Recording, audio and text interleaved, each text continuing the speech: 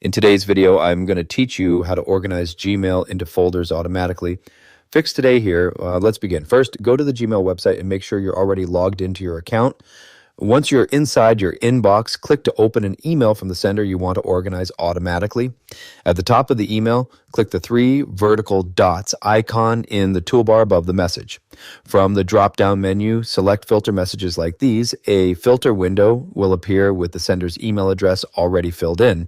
Click the Create Filter button at the bottom of the search window. On the next screen, check the box for Skip the Inbox. Archive it. If you want future emails from this sender to bypass your main inbox, then check the box for Apply the Label and click the Choose Label drop-down menu. Select New Label, type a name for your folder, and click Create.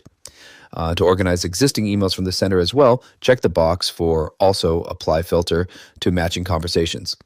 Finally, click the blue Create Filter button to activate the automation. From now on, emails from that sender will automatically be organized into the label you created, keeping your inbox clean and structured. If you ever need to update or remove this rule, click the Settings gear icon, go to See All Settings, then open the Filters and Blocked Addresses tab, where you can edit or delete your filter.